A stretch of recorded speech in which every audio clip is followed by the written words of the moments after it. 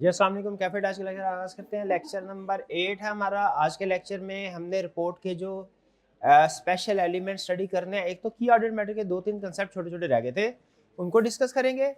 और फिर उसके बाद नया बहुत ही अहम कंसेप्ट है आज हमारा, मॉडिफाइड ओपिनियन। मॉडिफाइड ओपिनियन को हम आज के लेक्चर में डिस्कस करेंगे। ठीक है जी, स्टार्ट करें जी।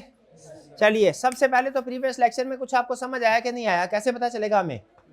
क्विज से। क्विज का क्या तरीका कार है? वही जो कल था वही आ जाए। लिंक ग्रुप में शेयर किया गया है, क्लिक कीजिए। तैयार है तो बताइए, नहीं तैयार तो भी कोई प्रॉब्लम नहीं है हमें, क्विज तो फिर भी होगा। CRN जरूर लिखना है। लिंक अभी तक नहीं आया, 2 दफा आ गया आज तो गलती से। इसका ये मतलब 2 दफा क्विज एक दफा ही करना है, सेम लिंक है। CRN लिख ले। ये नेट का ना बोलना मेरे को, मेरे भाई से उधार मांग ले। क्वेश्चन अब बाद में, क्वेश्चन बाद में। चलिए, पहला क्वेश्चन ये रहा आपके सामने। सिर्फ 9 क्वेश्चन है आज के क्विज में, बस छोटा सा क्विज, कोई बात नहीं। पहला क्वेश्चन ये जी,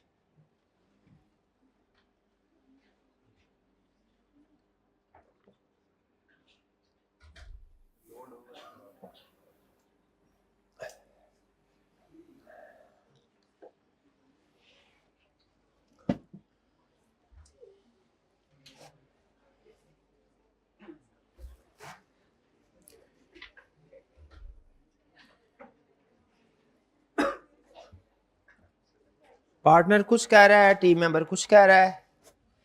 पार्टनर क्या कह रहा है? की ऑर्डर मैटर रिपोर्ट साइन करने से पहले डिसाइड होंगे। सही कह रहा है कि गलत? भाई सही कह रहा है कि गलत कह रहा है? और टीम मेंबर क्या कह रहा है? आपने तो ठीक कर दिया, ये इसको एक्सप्लेन करूं। वो कह रहा है एवरी मैटर डिस्कस विच दो चार में। नहीं नहीं नहीं, एवरी मैटर नहीं। कौन सा matter? Most significant. Next question.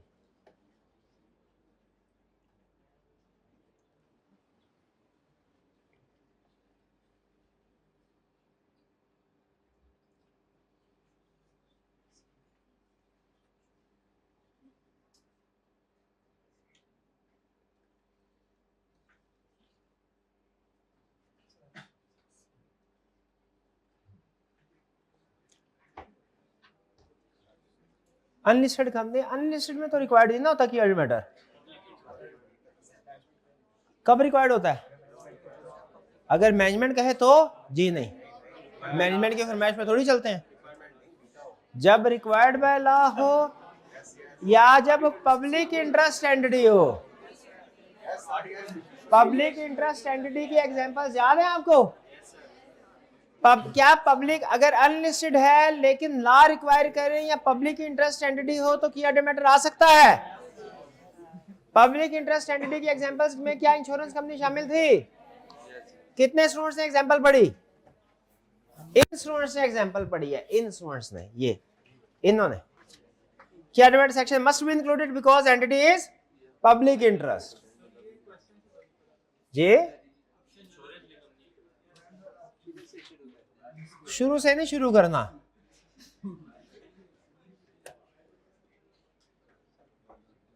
अच्छा, गलती क्या की थी आपने सेकंड वाले? KAM section should be excluded because only. नहीं नहीं नहीं नहीं, लिस्टेड कंपनी के अलावा भी आ सकता है। हाँ, एक मिनट क्या? नहीं तो ठीक है, कोई मसला यार, ऐसे डराया ना करें। वो नंबरिंग गलत हो गया भाई जान, नंबरिंग से आते होंगे हैं। वो अगर डिलीट हुआ ना तो उसको री नंबर करना होता है। ओके मेरे भाई।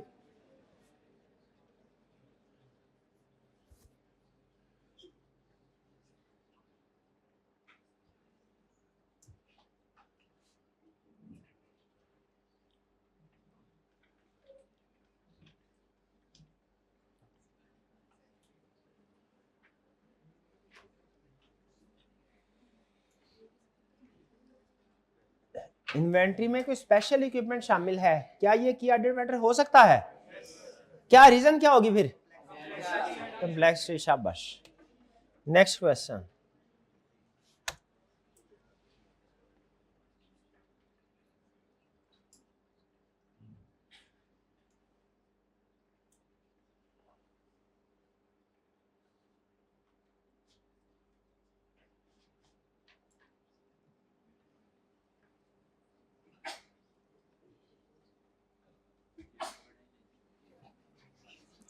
पढ़ा ही नहीं था ये, इसमें भी ए ही किया होगा आपने, है ना, कीवर्ड सेक्शन। हाँ सी। अगर डिस्क्लेमर ऑफ ओपिनियन हो तो नॉर्मली की ऑर्डर मैटर नहीं आता, देखा,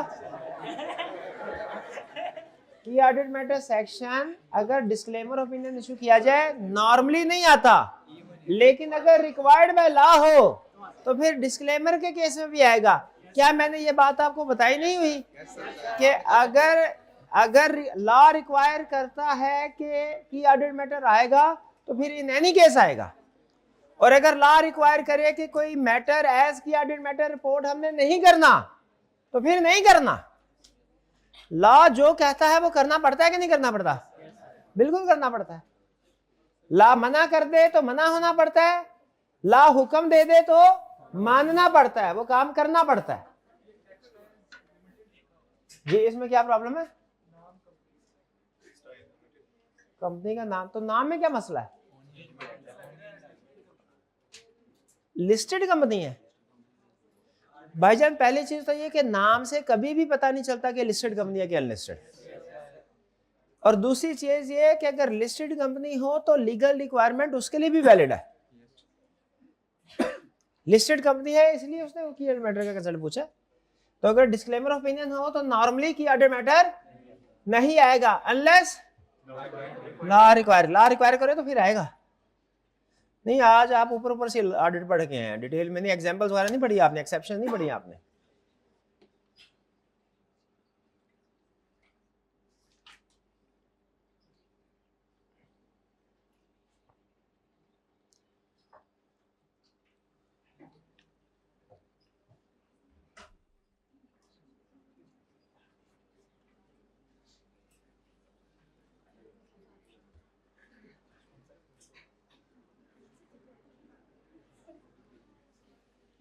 पहला की ऑर्डर मैटर का स्टेप, पहला स्टेप तो ये हो गया जो मैटर्स हमने डायरेक्टर्स को कम्युनिकेट किए हैं वो उठाने हैं। दूसरे स्टेप में क्या करना है फिर? सिग्निफिकेंस वाले, बिल्कुल ये तो ठीक कर दिया आपने।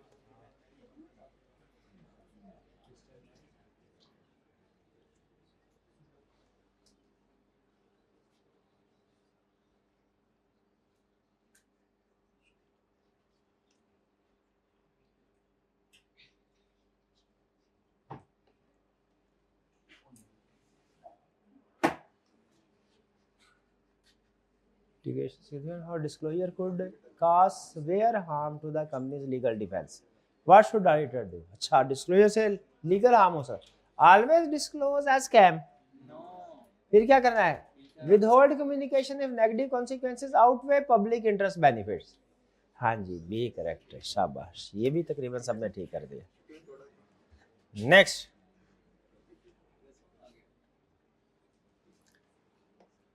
ये रहा क्वेश्चन।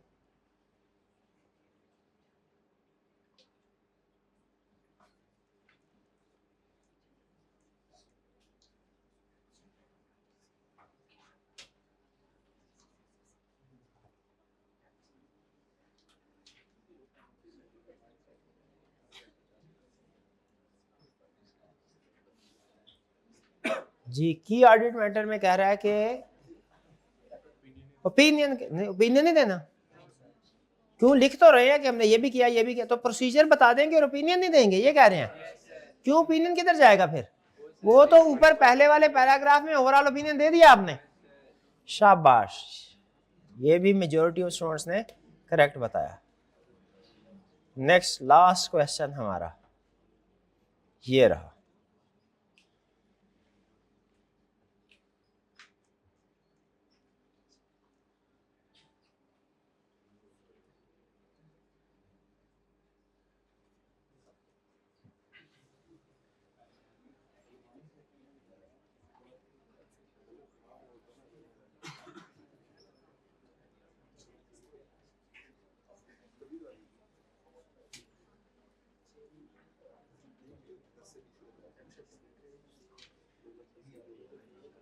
गुडविल को रिकॉग्नाइज किया, करेक्ट, तो ये कॉमन है कॉम्प्लेक्स एस्टीमेट और अनसर्टेनिटी की वजह से। चलिए जी, ये है हमारे टॉपर्स आज के। CRN आप लोग नहीं लिख रहे, किसी दिन जितने भी आपके प्राइस है ना वो हमने विदहेल्ड कर लेने हैं, कोई प्राइस नहीं मिलना आपको। फर्स्ट पोजीशन किधर है? सेकंड पोजीशन मोबाइल पे डिस्प्ले हो रही है पोजीशन आपकी। Second position, second hybrid, second position किनकी है? जरा हाथ उठाइए। हाइब्रिड क्लास में क्या? हाथ सही तरह उठाया करें, हाँ ये ऐसे ऐसे बाजू समेत हाथ। सेकंड पोजीशन किनकी है? थर्ड किसकी है? थर्ड ऑनलाइन वाले की होगी साइड, थर्ड शाबाश, हाइब्रिड में स्टूडेंट। फोर्थ पोजीशन किसकी? ये भी हाइब्रिड में रूम नंबर 6 में, थर्ड रूम नंबर 4 में थी। Fifth position, fifth sixth position, six किसकी है? ये ऑनलाइन वाले है। ये पोजीशन डिस्ट्रीब्यूट हो गई आप, ये फिजिकल वालों की डोमिनेंस जो थी ना वो आहिस्ता आहिस्ता खत्म हो रही है। सेवंथ पोजीशन शाबाश। एट्थ पोजीशन किनकी है? ऑनलाइन लग रहे, हाइब्रिड में। नाइन्थ पोजीशन, नाइन्थ ना हाइब्रिड में है, रूम नंबर 4 में, थर्ड बेंच के एंड पे भाई बैठे हैं। 10th पोजीशन शाबाश। चलिए ये तो था हमारा क्विज। अब वापस चलते हैं टॉपिक की तरफ। प्रीवियस लेक्चर में से कोई क्वेश्चन पूछना चाहते हो तो पूछ लीजिए।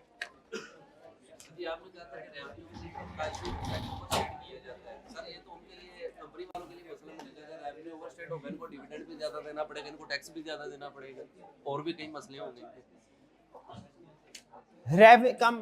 कंपनी की जिम्मेदारी होती है बेस्ट एस्टीमेट, सॉरी कोशिश होती है मैनेजमेंट की बेस्ट एस्टीमेट प्रेजेंट हो फाइनेंशियल स्टेटमेंट में।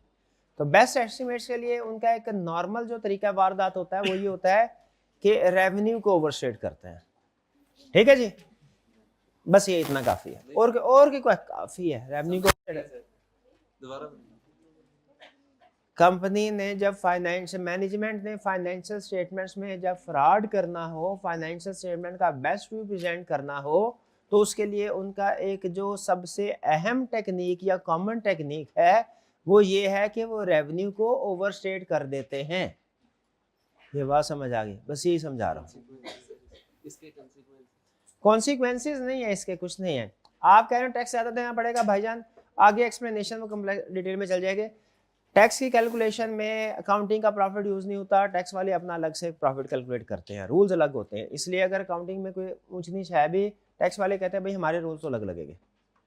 ठीक है, डिविडेंड भी अगर प्रॉफिट हो तो डिविडेंड देना लाजमी नहीं होता, प्रॉफिट शो करवा दे डिविडेंड ना दे, इसमें कोई प्रॉब्लम नहीं है, कोई प्रॉब्लम नहीं, कोई प्रॉब्लम नहीं है प्रॉफिट देना। और कोई क्वेश्चन? शाबाश।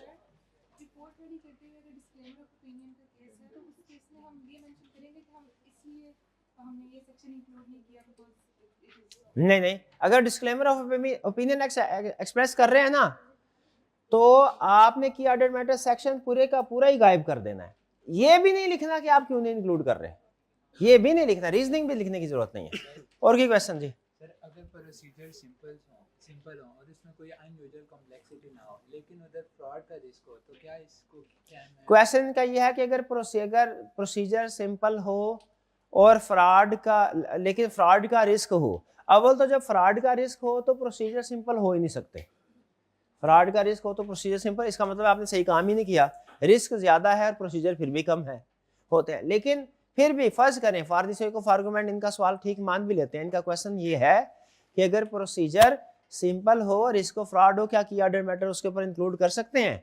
तो रूल याद रखिए, हमने जितने फैक्टर्स आपको लिखवाए थे या जितनी एग्जाम्पल लिखवाई थी उनमें से एक एग्जाम्पल भी अगर आपको एग्जाम में केस स्टडी में आ जाए, आप बाकी के ना भी आए, जैसे फैक्टर 6-7 लिखवाए थे, केस स्टडी के अंदर कोई एक फैक्टर लिख देता, बाकी फैक्टर नहीं भी लिखता, आपने की ऑर्डर मैटर इंक्लूड करवा देना है। सारे फैक्टर्स का प्रेजेंट होना जरूरी नहीं है। ठीक है जी, और कोई क्वेश्चन? ये हाइब्रिड क्लास में कोई क्वेश्चन हो तो पूछिए। हाइब्रिड क्लास रूम नंबर 6 में से पहले कोई क्वेश्चन हो तो पूछ लीजिए, फिर हमारे टीम मेंबर इसके बाद रूम नंबर 4 में जाके स्टूडेंट से पूछें। जी किसका? की ऑडिट मैटर को प्रेजेंट करने का फायदा क्या ऑडिटर को कोई होता है? इस साल के ऑडिटर या अगले साल के ऑडिटर को कोई स्पेसिफिक डायरेक्ट बेनिफिट नहीं होता। ठीक है।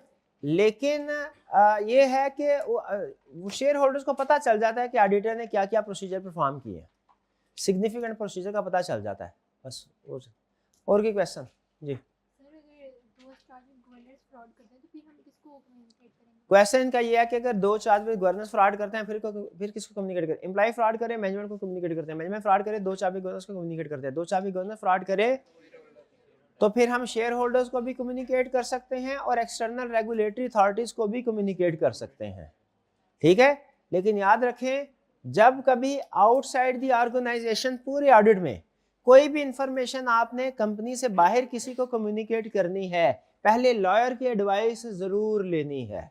हमेशा जब कभी ये केस स्टडी में कोई क्वेश्चन पूछे और आउटसाइड दी ऑर्गेनाइजेशन कोई मैटर कम्युनिकेट करना हो, हमेशा लॉयर से एडवाइस जरूर लेनी है, क्योंकि ये बड़ा क्रिटिकल मैटर होता है। क्लाइंट हमारे खिलाफ ये केस फाइल कर सकता है कि सर ये देखिए हमारी कॉन्फिडेंशियल इंफॉर्मेशन थी, इसने हमारी इजाजत के बगैर बाहर के लोगों को लीक कर दी। तो हमें लॉयर से मशवरा लेना पड़ता है। लॉयर बताता है कि हाँ भैया इसमें कम्युनिकेट कर दे, मैनेजमेंट कुछ भी बिगाड़ नहीं सकती आपका, ठीक है, डिफेंस मौजूद है। और अगर किसी सिचुएशन में डिफेंस मौजूद ना हो तो लॉयर कहता है भैया ये रहने दे, हमारी जिम्मेदारी नहीं है, ठीक है। दो एग्जांपल्स आपके सामने रख रहा हूं, दोनों रियल एग्जांपल्स हैं। एक एग्जांपल में लॉ में एक जगह पे लिखा हुआ है अगर क्लाइंट कोई भी इलीगल एक्टिविटी में इन्वॉल्व होना और वो इलीगल एक्टिविटी लॉ को रिपोर्ट करना रिक्वायर्ड है, तो एज ऑडिटर आपको वो इलीगल एक्टिविटी मिली, आपने रिपोर्ट करनी है रेगुलेटरी अथॉरिटीज को, ठीक है जी। पाकिस्तान ये में जो चोरी के सॉफ्टवेयर वगैरह जो है, ठीक है, हमारे ज़माने में चोरी के सॉफ्टवेयर होते थे, चोरी के लेक्चर भी होते हैं। उस चोरी के जो सॉफ्टवेयर होते थे वो बाज़ औक़ात वो 20-25 रुपए की सीडी होती थी, उसमें मिल जाए। तो एक क्लाइंट था हमारा, उस क्लाइंट में उसने जो अकाउंटिंग सिस्टम इंस्टॉल किया हुआ था वो यही पायरेटेड था। अब ये साइबर क्राइम था, ठीक है। तो हमारी डिस्कशन हुई आपस में, क्या हमें रेगुलेटरी अथॉरिटीज़ को ये मैटर कम्युनिकेट करना चाहिए कि नहीं। लॉयर से पूछा तो उसने कहा कि रिक्वायर्ड नहीं है, रिक्वायर्ड नहीं है। उस वक्त ये बात है, अच्छा पता नहीं, उस वक्त साइबर क्राइम इतने ज़्यादा इफेक्टिव नहीं होते, अब तो ज़्यादा है ना, क्योंकि अब क्राइम भी ज़्यादा होना शुरू हो गए हैं। उस वक्त की बात है, अब का अब नहीं पता, अब शायद रिक्वायर्ड हो, अब का केस नहीं बता रहा है। तो क्या हमें कम्युनिकेट करने चाहिए थे ये इलीगल एक्टिविटी? कम्युनिकेट नहीं करनी चाहिए, नहीं। उसी तरह एक क्लाइंट ने उस वक्त 2 लाख रुपया दिया था, वो कोई कनेक्शन लगवाना था, वो बिजली का 2 लाख रुपया दिया था रिश्वत, वो अदर एक्सपेंसिव में डाला हुआ था। हमने जब कंपेयर किया, हमने कहा पिछले साल तो अदर एक्सपेंसिव थोड़े से थे, इस साल ज़्यादा क्यों हो गए। वो टी अकाउंट को ओपन किया, उसमें 2 लाख का एक्सपेंस वाउचर पड़ा हुआ था। हमने कहा इतना बड़ा एक्सपेंस 2 लाख का, ये कहाँ से आ गया। वो देखा तो पता चला, सारी कहानी खुल के सामने आ गई। फिर हमने कहा अच्छा, था बिजनेस का एक्सपेंस, किसी का जाती नहीं था, लेकिन वो करवाना पड़ा। तो ये चूंकि ब्राइबरी थी, रिश्वत थी, जो कि जुर्म है कानूनन। हमने फिर वकील से, खुद ने बता दिया सबको, वकील से पूछा, उसने कहा ये जुर्म तो है, लेकिन कहीं पे भी ऑडिटर के ऊपर जिम्मेदारी नहीं है कि वो ये रिश्वत ली गई कम्युनिकेट करे किसी को। तो फिर बताइए क्या कम्युनिकेट किया गया होगा? नहीं। तो याद रखे, जो लॉ रिक्वायर करता है ना, जब तब हमारे लिए लाजमी हो जाता है वो मैटर कम्युनिकेट करना, लेकिन जब लॉ ने रिक्वायर नहीं किया ना, फिर लाजमी नहीं है, ठीक है जी। तो बाज़ औक़ात ऐसा होता है कि इलीगल एक्टिविटीज़ आ जाती हैं, केस स्टडी में आएंगी आपकी केस स्टडी, इसीलिए ये पॉइंट मैंने एग्जांपल के साथ आपको एक्सप्लेन किया है। जब कभी केस स्टडी के अंदर इलीगल एक्टिविटीज़ आए, आपने स्टेप नंबर 1 में ये देखना है कि अगर कोई लोअर लेवल का एम्प्लॉय इन्वॉल्व है तो हायर लेवल को इन्फॉर्म करेंगे। अगर डायरेक्ट 2-4 भी गवर्नेंस इन्वॉल्व है, फिर आपने कम्युनिकेशन एक्सटर्नल पार्टी यानी लॉ इन्फोर्समेंट एजेंसीज की तरफ लेके जानी है। लेकिन आपने ये बताना है कि हम कम्युनिकेशन कब करेंगे, जब रिक्वायर्ड बाय लॉ होगा। हर इलीगल एक्टिविटी एक्सटर्नल पार्टियां रेगुलेटर्स को कम्युनिकेट करना रिक्वायर्ड नहीं है। जो रिक्वायर्ड है वो कम्युनिकेट करेंगे, जो रिक्वायर्ड नहीं है लॉ की तरफ से कम्युनिकेट करना, वो कम्युनिकेट नहीं करेंगे, क्योंकि कॉन्फिडेंशियलिटी प्रिंसिपल भी तो हम पे अप्लाई होता है कि हमने जो भी इंफॉर्मेशन हासिल की है क्लाइंट की, उसको कॉन्फिडेंशियल रखना, ठीक है। तो बज़ाहिर लगता है कि हमें तो हर इलीगल एक्टिविटी जो है वो बता देनी चाहिए, सब लोगों को बता दें, ऐसा नहीं, ऐसा नहीं, ठीक है। हो सकता है आप में से भी कई लोग इलीगल एक्टिविटी कॉलेज जाते हुए करके आए हों, रास्ते में ट्रैफिक से इशारा थोड़ा होगा, वो भी तो है, तो वो भी इलीगल एक्टिविटी, लेकिन वो कम्युनिकेट करना रिक्वायर्ड है क्या किसी को? नहीं, वो डिपेंड करता है नेचर के ऊपर। और कोई क्वेश्चन जी? लॉयर कंपनी का होगा या फर्म का? फर्म का हो तो ज़्यादा बेहतर है। ऑडिटर ने जब कभी किसी लॉयर से पूछना हो तो वो फर्म का लॉयर हो, ज़्यादा बेहतर है, वो इंडिपेंडेंट होता है। लेकिन कंपनी का लॉयर भी अगर आपको लगता है कि ठीक है, आपको उसके बारे में कोई नेगेटिव न्यूज़ नहीं मिली, उससे भी पूछ सकते हैं। और कोई हाइब्रिड क्लासरूम नंबर 6 में से कोई क्वेश्चन हो तो पूछिए। एग्जाम चीट शीट में से पॉइंट, शाबाश। एग्जाम चीट शीट कल आपको बताया था ना, ये बड़ी मेहनत से हमने बनाई है, ये बताया था ना।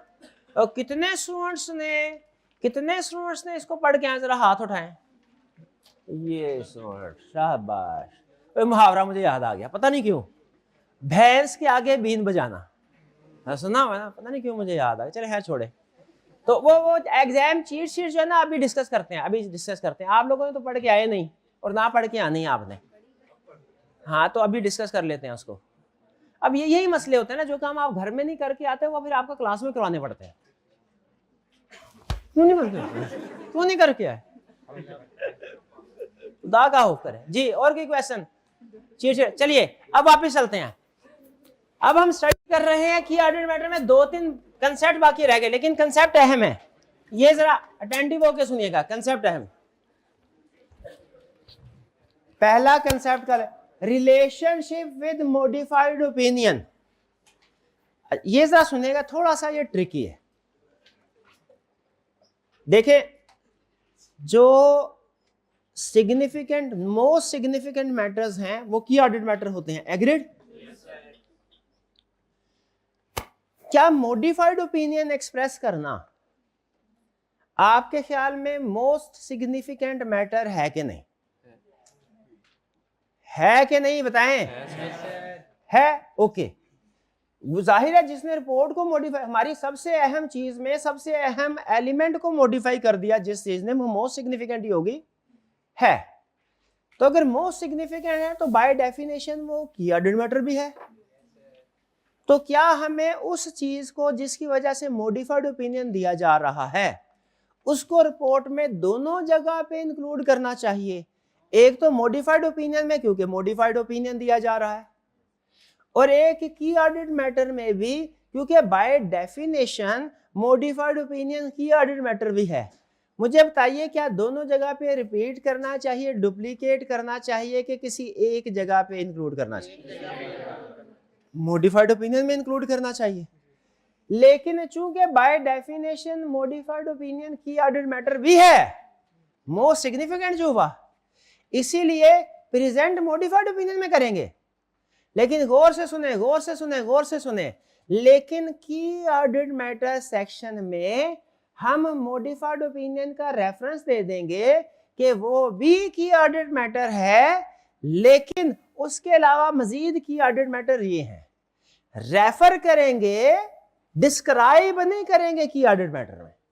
फिर से सुन लें, अगर हम मॉडिफाइड ओपिनियन एक्सप्रेस कर रहे हैं, जो आज हम पढ़ेंगे कितनी किस्म के होते हैं, अगर मॉडिफाइड ओपिनियन एक्सप्रेस कर रहे हैं तो बाय डेफिनेशन वो भी मोस्ट सिग्निफिकेंट मैटर्स में ही आता है, तो वो भी की ऑर्डर्ड मैटर है, लेकिन उसको तो हम मॉडिफाइड ओपिनियन में एक्सप्लेन करते हैं। तो फिर की ऑर्डर्ड मैटर में क्या दोबारा एक्सप्लेन करें? स्टैंडर्ड ने कहा है नहीं, दोबारा एक्सप्लेन ना करो, डुप्लीकेशन हो जाएगी। लेकिन की ऑर्डर्ड मैटर में रेफरेंस दे दो, रेफर कर दो उसको। हमने कहा रेफर कैसे करें? उसने कहा की ऑर्डर्ड मैटर सेक्शन में ऐसे लिख दो कि in addition to matter described in basis for modified opinion section. क्या लिख दो? In addition to matter described in basis for modified opinion section following are other key ऑर्डर्ड मैटर्स। आपने ये भी बता दिया कि ये की ऑर्डर्ड मैटर मजीद कौन से हैं, और ये भी बता दिया कि भैया जो मॉडिफाइड ओपिनियन है ना वो भी की ऑर्डर्ड मैटर है। देखिए रिक्वायरमेंट दोनों पूरी हो गई। मॉडिफाइड ओपिनियन में आ गया, की ऑर्डर्ड मैटर में आ गए, और मॉडिफाइड ओपिनियन चूंकि बाय डेफिनेशन की ऑर्डर्ड मैटर भी है, क्योंकि मोस्ट सिग्निफिकेंट भी है, डायरेक्टर कम्युनिकेट भी करते हैं, उसका रेफरेंस भी, उसका जिक्र भी की ऑर्डर्ड मैटर में आ गया। वरना लोग एतराज कर सकते थे भाई मॉडिफाइड ओपिनियन की ऑर्डर मैटर होता तो है, तो आपने कहीं उसको जिक्र ही नहीं किया। ये बात समझ आई कि मॉडिफाइड ओपिनियन या गोइंग कंसर्न अनसर्टेनिटी, ये चीजें सिर्फ मॉडिफाइड ओपिनियन के ऊपर फिलहाल फोकस करें क्योंकि गोइंग कंसर्न अनसर्टेनिटी अभी पढ़ा नहीं हुआ। मॉडिफाइड ओपिनियन बाय नेचर की ऑर्डर मैटर है, बाय नेचर की ऑर्डर मैटर है, लेकिन इसको हमने मॉडिफाइड ओपिनियन बाय नेचर की ऑर्डर मैटर है, लेकिन इसको की ऑर्डर मैटर में नहीं प्रेजेंट करना, बेसिस ऑफ मॉडिफाइड ओपिनियन में करना है। की ऑर्डर मैटर में सिर्फ उसका रेफरेंस आ जाएगा। क्या रेफरेंस आएगा कि in addition to matter described in basis for modified opinion या क्वालिफाइड जो भी दे रहे हैं वी आइडेंटिफाइड फॉलोइंग, उसके आगे 1 2 3 करके की ऑर्डर मैटर बता दें। मेन कंसेप्ट समझ रहे हैं? उसने माना कि मॉडिफाइड ओपिनियन भी कायम होता है, की ऑर्डर मैटर है, लेकिन उसको प्रेजेंट कैसे किया? मॉडिफाइड ओपिनियन को मॉडिफाइड ओपिनियन में प्रेजेंट किया, की ऑर्डर मैटर वाले सेक्शन में उसको रेफर कर दिया, की ऑर्डर मैटर सेक्शन में उसको रिप्रोड्यूस नहीं किया, रेफर किया। फर्क समझे, रिप्रोड्यूस नहीं किया, रेफर किया। डन? पहला पॉइंट समझ आ गया? क्या मॉडिफाइड ओपिनियन का की ऑर्डर मैटर के साथ कोई रिलेशनशिप है? रिलेशनशिप क्या, बल्कि मॉडिफाइड ओपिनियन खुद ही की ऑर्डर मैटर है, लेकिन आएगा सिर्फ मॉडिफाइड ओपिनियन में, की ऑर्डर मैटर में रेफरेंस आएगा। ये बात समझ कितने स्टूडेंट्स को आई है? ओके, हाइब्रिड क्लास में भी आ गई है, ठीक है। दूसरा, क्या ऐसा पॉसिबल है कि किसी ऑडिट में कोई भी की ऑडिट मैटर ना हो? लिस्टेड कंपनी है और कोई भी की ऑडिट मैटर, ये रेयर केस है लेकिन हो सकता है। कल बताया था जब सिर्फ चंद एक ट्रांजैक्शन, जब कोई भी की ऑडिट मैटर नहीं है तो क्या की ऑडिट मैटर सेक्शन आएगा रिपोर्ट में या नहीं आएगा? लेकिन उसमें होगा कुछ, आएगा, लेकिन उसमें कोई की ऑडिट मैटर नहीं होगा, उसकी बजाय एक लाइन लिखी होगी, क्या? We have no key order matter to communicate. We have determined key order matter section फिर भी आएगा, कैम नहीं कोई, लेकिन कैम सेक्शन, कल बताया था ना, दोनों में फर्क है। अगर लिस्टेड कंपनी है और उसमें कोई भी की ऑर्डर मैटर नहीं, तो की ऑर्डर मैटर सेक्शन फिर भी आएगा, उसमें लाइन क्या लिखी होगी? बताइए, ये वाला पहले वाला पॉइंट ज्यादा मुश्किल था कि दूसरे वाला? पहले वाला। ओके, चले ठीक है। डॉक्यूमेंटेशन एंड कम्युनिकेशन, क्या हमें कोई डॉक्यूमेंटेशन करनी चाहिए? याद रखें, अकाउंटिंग के स्टैंडर्ड्स आपने पढ़े हैं। अक्सर कई स्टैंडर्ड्स के अंदर क्या वो डिस्क्लोजर की रिक्वायरमेंट होती है? कई स्टैंडर्ड के अंदर होती है कि एक दो के अंदर? जिस तरह तकरीबन हर स्टैंडर्ड या बहुत से स्टैंडर्ड्स में एंड में लिखा होता है कि आपने डिस्क्लोज क्या क्या करना है, उसी तरह ऑडिट के बहुत से स्टैंडर्ड्स के अंदर, बहुत से टॉपिक्स के अंदर रिक्वायरमेंट होती है डॉक्यूमेंटेशन, कि आपने ये स्टैंडर्ड में सारे प्रोसीजर परफॉर्म कर लिए, लेकिन क्या आपके पास कोई सबूत होना चाहिए कि नहीं कि आपने वाकई ये प्रोसीजर परफॉर्म किए हैं? सबूत होना है, उसे कहते हैं डॉक्यूमेंटेशन रिक्वायरमेंट। ठीक है, जैसे वो ये कहता है कि आपने जो कुछ डायरेक्टर के साथ कम्युनिकेट किया हो ना, उसकी एक कॉपी अपने पास भी रख लेना, ताकि कल क्लास को सबूत हो कि ये चीजें भेजी थी आपने। ठीक है, डॉक्यूमेंटेशन के ऊपर हमारे सीनियर ने एक ऐसा रूल बताया जो मुझे जाती तौर पे सबसे ज्यादा कॉम्प्रिहेंसिव लगता है। हमारे सीनियर बताते थे सब, लेकिन वो स्टैंडर्ड में ही नहीं है, सबसे ज्यादा पावरफुल लाइन स्टैंडर्ड में नहीं है कंसेप्ट। वो क्या, डॉक्यूमेंटेशन का रूल क्या बताते थे? कहते थे something not documented is something not done. क्या बताते थे? इसका मतलब क्या वाला? एज ऑडिटर आपने जो काम भी करना है उसको डॉक्यूमेंट करना है, क्योंकि काम किया लेकिन डॉक्यूमेंट नहीं किया तो फिर ऐसा ही है जैसे कुछ नहीं किया। तो जब भी आप पढ़े ना 2-3 घंटे किसी दिन असूल बना ले। आपके घर में किसी ना किसी को पता चलना जरूरी है, घर में किसी ना किसी को पता चलना, वैसे बहाने से बता दें कि नहीं मैं आज ये काम नहीं कर सकता, मैं बहुत बिजी हूं, मैं पढ़ना है, मेरा असाइनमेंट भी है, समझ गए। ये होता है, असल आप मजाक समझ रहे हैं, मैं सच में कह रहा हूँ, एडवाइस दे रहा हूँ आपको। ये होता है परसेप्शन मैनेज करने होते हैं हमने, ठीक है। आप मेहनती हैं ये काफी नहीं है, लोगों को मानना भी चाहिए कि आप मेहनती हैं, ठीक है ना। बहरहाल चले वापिस आते हैं। Something not documented, something not done का मतलब समझ आया जो। तो ये डॉक्यूमेंटेशन का पैराग्राफ ना मुख्तलिफ टॉपिक्स के अंदर आएगा। वैसे कंसेप्ट्स के अंदर ना कुछ गुप्त चीजें होती हैं, कुछ राज होते हैं, वो जो सीनियर होता है ना वो आपके सामने राज खोल के रखता है। ये जो मैंने लाइन बताई है ना, इसके अंदर ये एक राज है। Something not documented is something not done. इसका मतलब क्या भला? जो डॉक्यूमेंट नहीं किया गया वो किया ही नहीं है। जो डॉक्यूमेंट नहीं किया इसका मतलब वो किया ही नहीं, यानी जो भी करो डॉक्यूमेंट करो। सीनियर इसके अंदर राज खोलता था, फिर कहता था इसका एक खुफिया मतलब ये है कि डॉक्यूमेंटेशन ज्यादा अहम है, काम करो या ना करो डॉक्यूमेंट जरूर करो, डॉक्यूमेंट जरूर, क्योंकि डॉक्यूमेंटेशन देख के ही साबित होगा कि आपने काम किया है कि नहीं। तो मुझे बताइए की ऑडिट मैटर से रिलेटेड जो आपने इतने प्रोसीजर परफॉर्म किए, इतनी कम्युनिकेशन की, क्या कोई डॉक्यूमेंट भी करना है कि नहीं करना?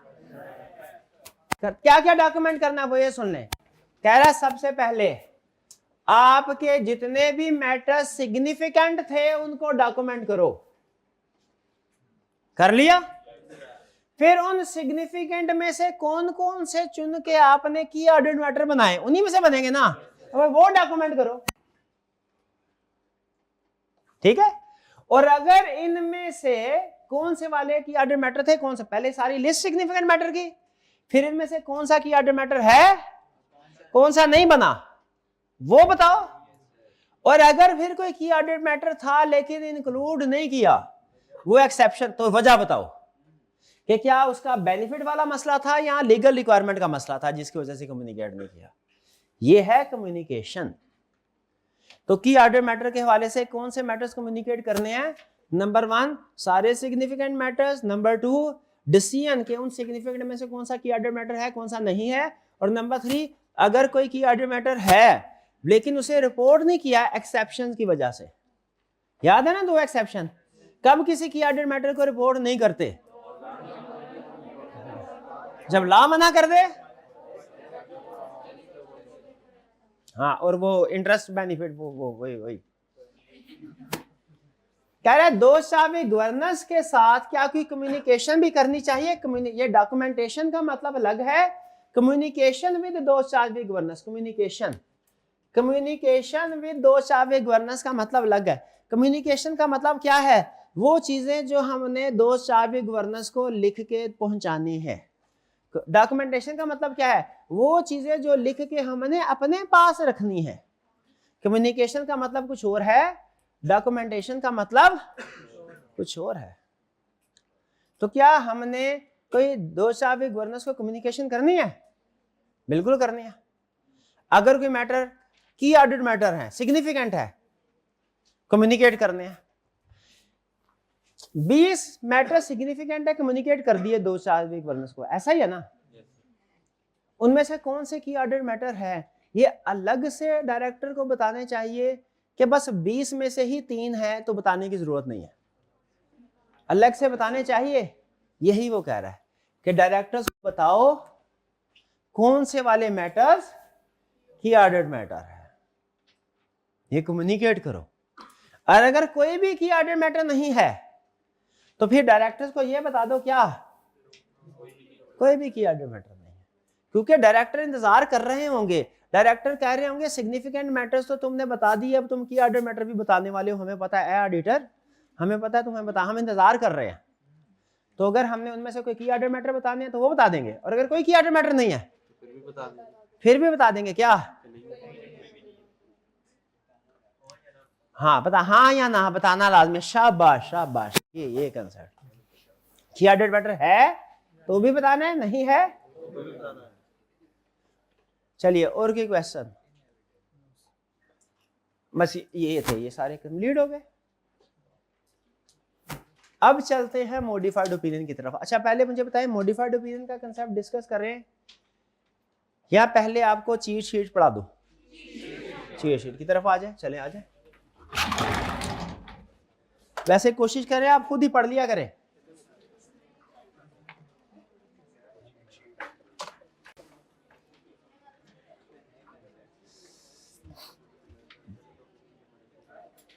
भैया बात सुन मेरा करे भाई, जैद भाई बात सुन। जैद भाई आप क्यों भागते हैं हमसे जैद भाई?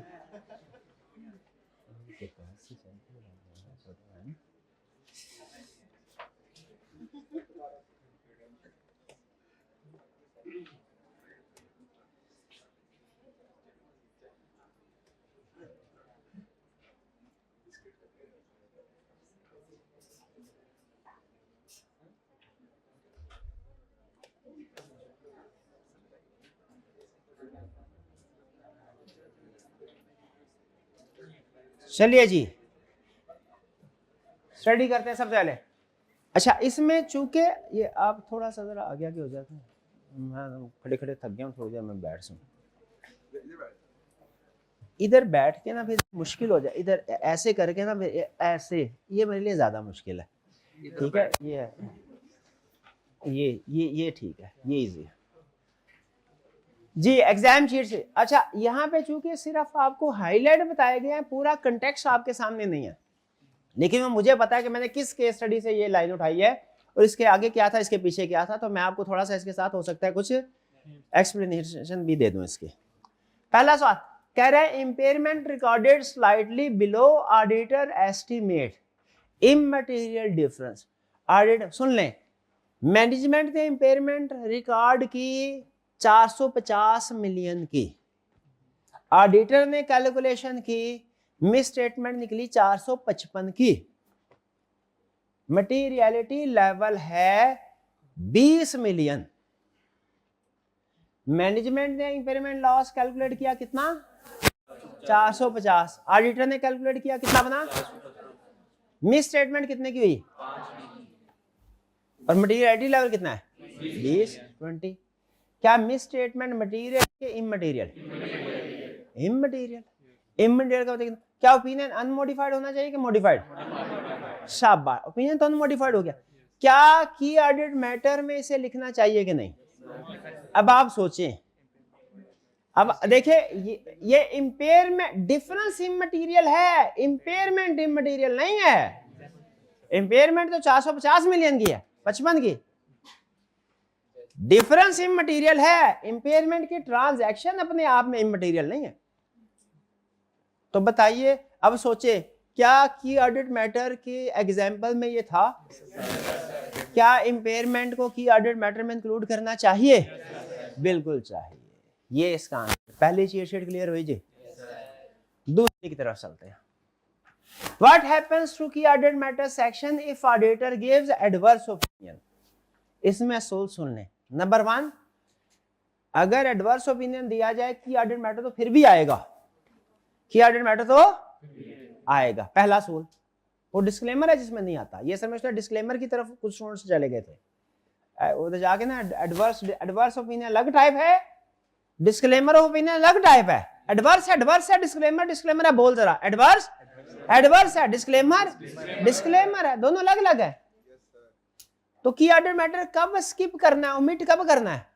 डिस्क्लेमर में। एडवर्स में तो नहीं करना। एडवर्स ओपिनियन भी मॉडिफाइड ओपिनियन की टाइप है।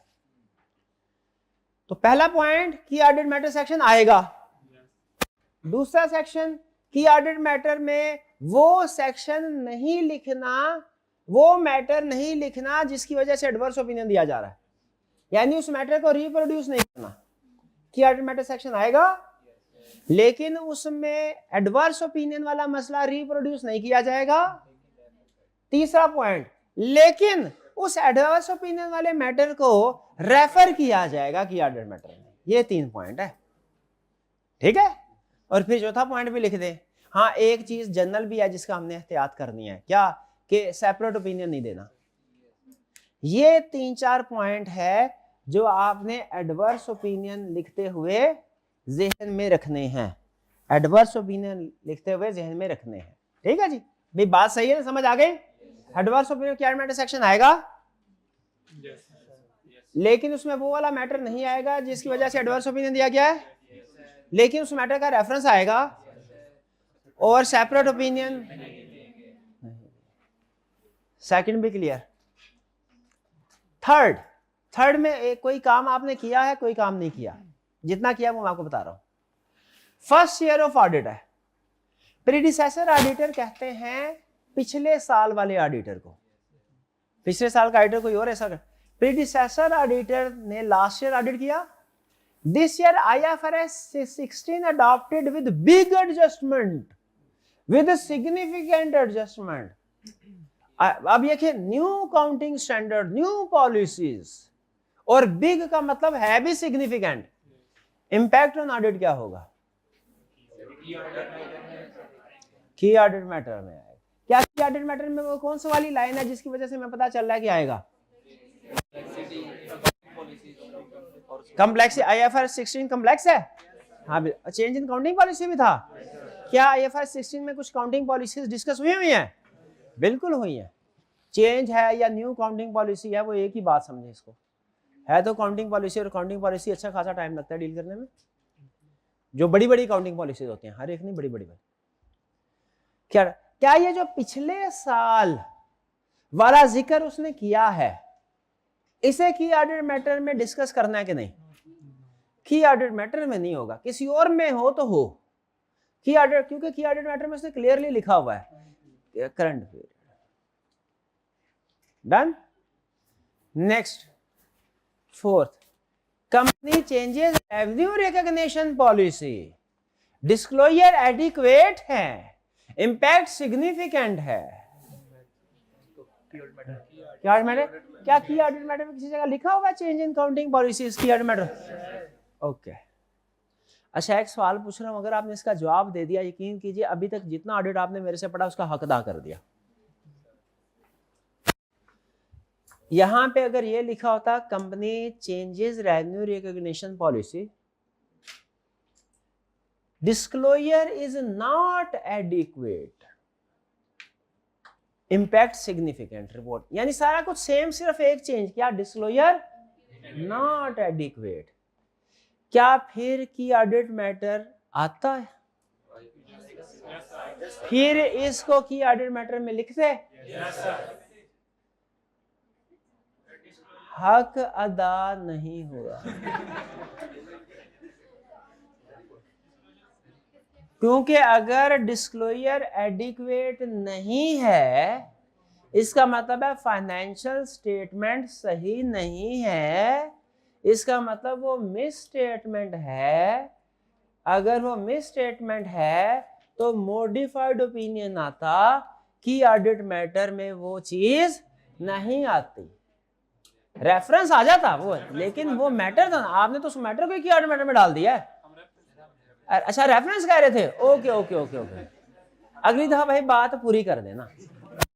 हाँ, फिर से इसलिए देखिए, जितने भी फाइनेंशियल स्टेटमेंट में मिस स्टेटमेंट के केसेस है ना, वो सारे के सारे मॉडिफाइड ओपिनियन में जाते हैं। फाइनेंशियल स्टेटमेंट्स में जब गड़बड़ होगी ना, जब भी जो भी, तो उसकी वजह से क्या होगा? Modified opinion. ये बात समझते हैं ना? तो जब एक मैटर मॉडिफाइड ओपिनियन में आ गया, हमारा जनरल रूल है कि एक चीज रिपोर्ट में दो जगह पे डिस्कस नहीं होगी।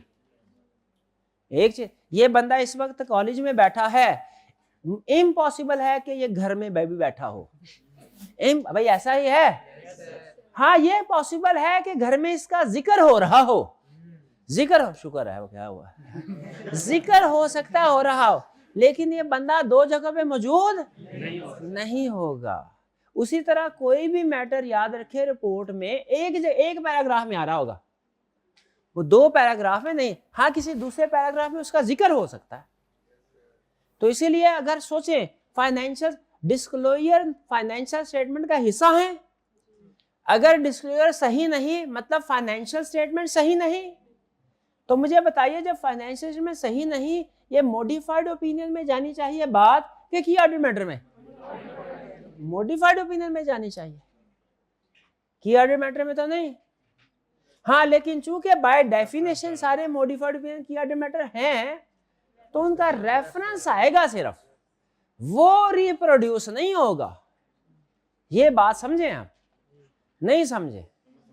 ये जब केस स्टडी सामने आएगी फिर बात चलेगी। आगे चलते हैं। Next, can a report with, अच्छा ये तो हो गया, हाँ ठीक है, ये भी हो गया। अच्छा ये नहीं हुआ, okay. Can a report with adverse opinion also include की ऑर्डर मैटर?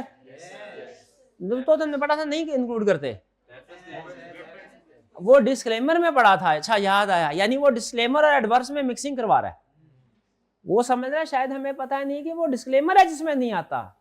एडवर्स ओपिनियन में तो की ऑर्डर मैटर, की ऑर्डर मैटर भी आएगा, की ऑर्डर मैटर में एडवर्स ओपिनियन का रेफरेंस भी आएगा, और की ऑर्डर मैटर में खास तौर पे इसका भी जिक्र करना है कि सेपरेट ओपिनियन नहीं आएगा। ये 2-3 बातें लिख दे। जब एडवर्स ओपिनियन आएगा तो की ऑर्डर मैटर आएगा, लेकिन उसमें एडवर्स ओपिनियन वाला मैटर नहीं आएगा, लेकिन उस मैटर का रेफरेंस आएगा। इसमें कंफ्यूज तो नहीं हो रहे कि कभी कह रहे सर आएगा, कभी कह रहे नहीं, वो पूरे का पूरा नहीं आएगा, रेफरेंस आएगा बस। जी क्या थे, फिर से दोबारा सुन लें। जब रिपोर्ट में एडवर्स ओपिनियन आएगा तो की ऑर्डर मैटर सेक्शन आएगा कि नहीं आएगा? लिस्टेड कंपनी अगर आएगा, पहला पॉइंट, उस की ऑर्डर मैटर सेक्शन के अंदर एडवर्स ओपिनियन वाला मैटर आएगा? नहीं आएगा, वो रिप्रोड्यूस नहीं होगा, डिस्क्राइब नहीं किया जाएगा।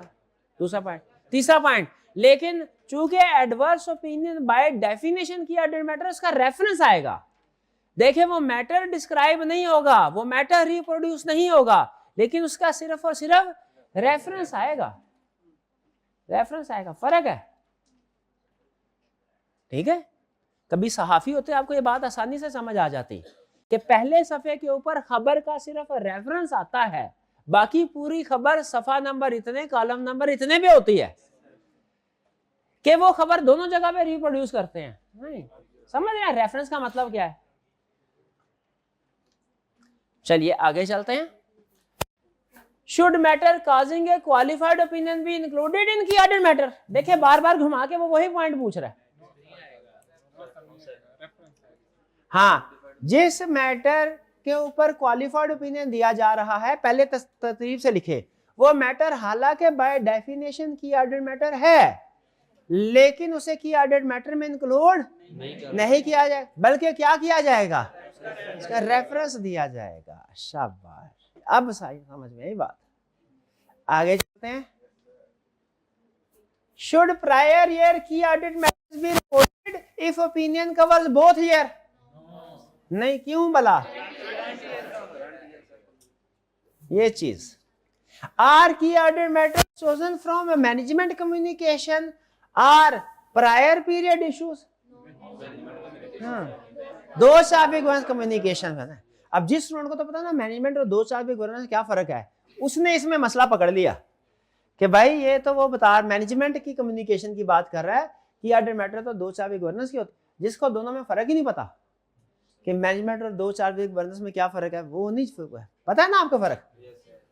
ओके, और प्रायर पीरियड इश्यूज से कि ऑर्डर मैटर आएगा तो करंट से आएगा, समझे? आगे चलते हैं। Revenue overstatement was significant and told to 2 शाब्दिक वर्णस, should it be included in cam?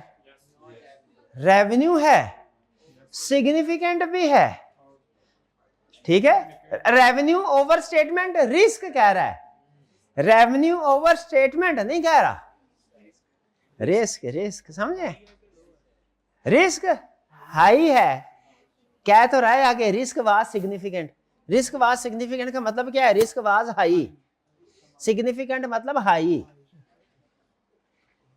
Risk was significant and told to 2 शाब्दिक वर्णस, यानी सिग्निफिकेंट भी है, इंडिकेट भी किया है। Should it be included in KAM? हाँ, ये तो अगर तो ये मोस्ट सिग्निफिकेंट, सिग्निफिकेंट तो बता दिया उसने, अगर मोस्ट सिग्निफिकेंट है तो उसे की ऑर्डर मैटर में इंक्लूड कर सकते हैं। रिस्क वाली चीजों को भी कर सकते हैं। जिन एरियाज में रिस्क ज्यादा हो उनको भी कर सकते हैं, वो हमने बताया ना हाई रिस्क। तो रिस्क में प्रॉब्लम क्या है? हाई रिस्क एरिया जो होते हैं, रिस्क ज्यादा होने की वजह से कोई एरिया की ऑर्डर मैटर बन सकता है कि नहीं? रेवेन्यू में रिस्क हाई है, क्या लिखा हुआ है?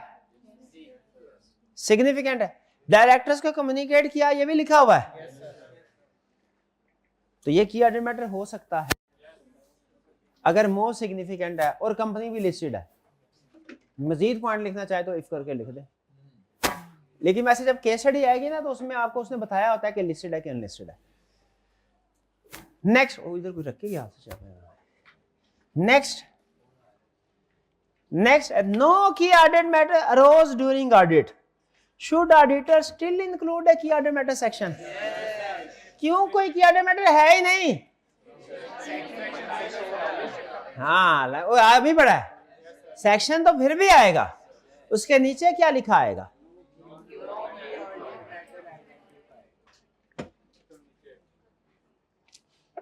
हाँ है तो हाँ करनी है, ना है तो ना कर। ये किसने बताया था कंसेप्ट? शाबाश शाबाश शाबाश।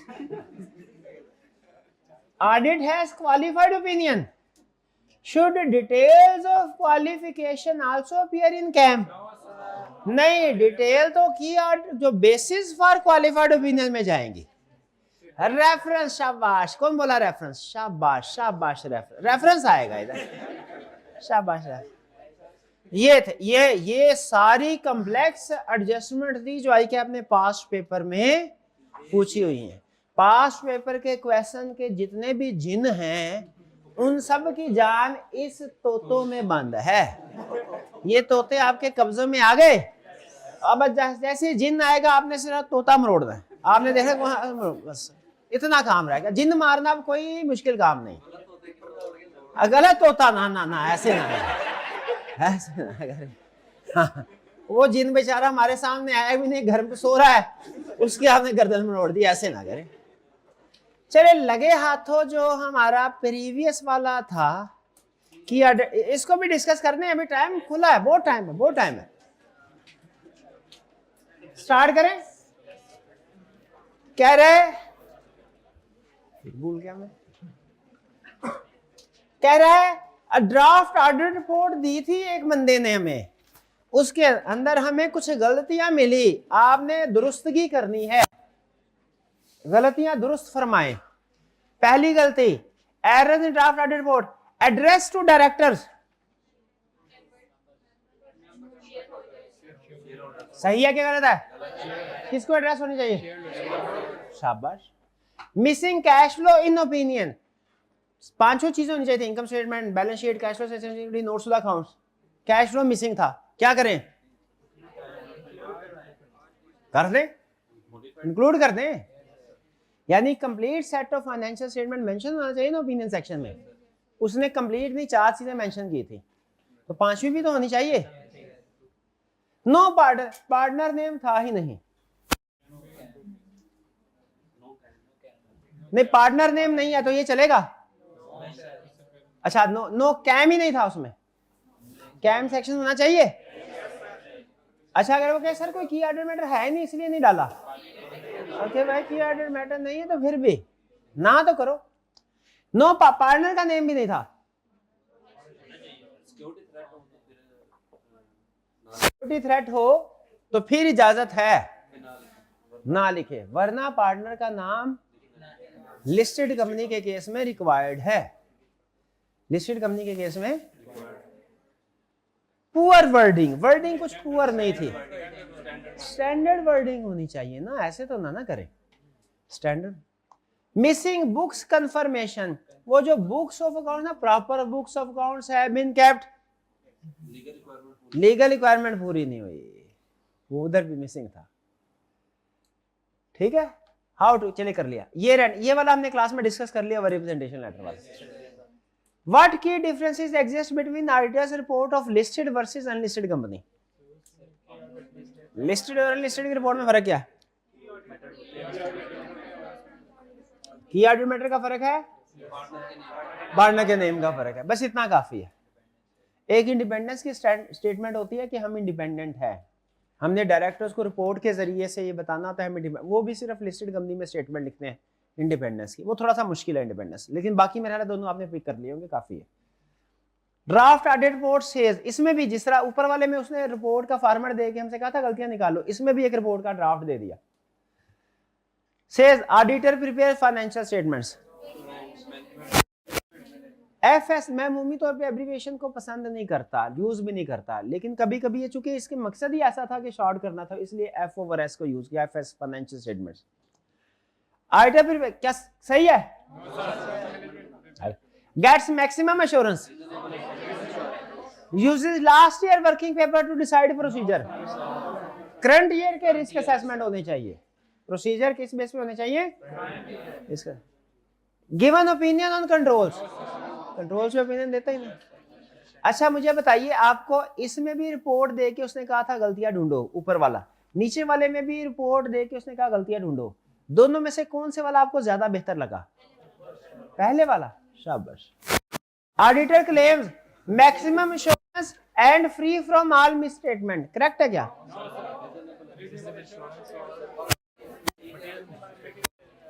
फ्री फ्रॉम ऑल मिसस्टेटमेंट की बजाय क्या लिखना चाहिए? और फ्री फ्रॉम एनी मिसस्टेटमेंट, ये भी मटेरियल है। Auditor states duty is to prevent fraud and prepare financial statements, correct है क्या?